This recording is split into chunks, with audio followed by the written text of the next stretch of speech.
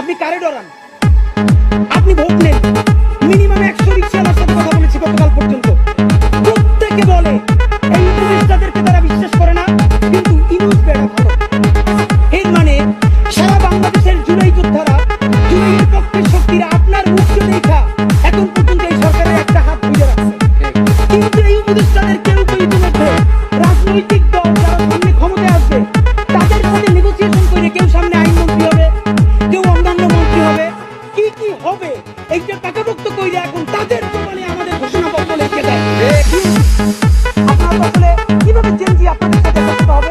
দেখলাম দুদু উনি তো ফ্যাসিবাদ বিরোধী আন্দোলনের নেতা, তিনি বললেন বিএনপির যত কর্মী আছে প্রস্রাব কইরা দিলে নাকি সব ভাইসে যাবে এই অন্য অন্য। আপনাকে বিনীত অনুরোধ করি, গত 16 বছর আপনার প্রস্রাব করতে নিষেধ করছে কেডা? মানে গত 16 বছর আপনি প্রস্রাব করেন নাই কেন? আল্লাহর রাস্তায় বলেন। মানে আবারও বিএনপি কে বলে, জামাত ইসলামী বলে মুরব্বীদের মুখে টেপ মারেন, পিছনে বসাই রাখেন।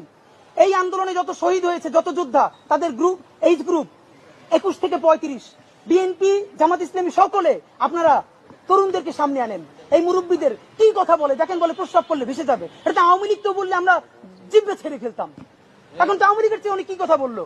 তা আপনার একটা কথা বলি, এত প্রস্রাব যখন পেটে নিয়ে 16 বছর রয়েছেন, 28 অক্টোবর 2023 পল্টনের সামনে গ্রেনেড মারতে পারে নাই, তার আগে বুড়া নেতৃবৃন্দ মুহুর্মুহু কইরে পালাইলেন।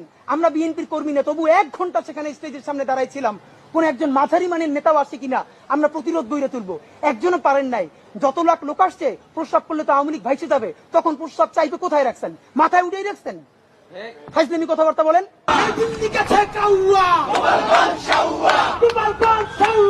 আপনাদেরকে খুবই স্পষ্ট করে বলতে চাই,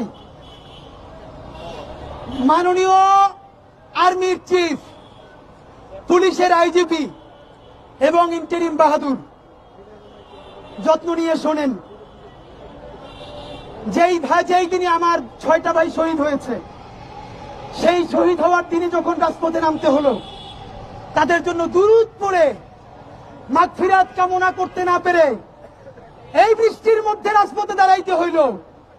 যাই না রাখেন, ইনসাফের বাংলাদেশ কায়েম হওয়ার আগ পর্যন্ত এই রাজপথ আমরা ছেড়ে যাব না।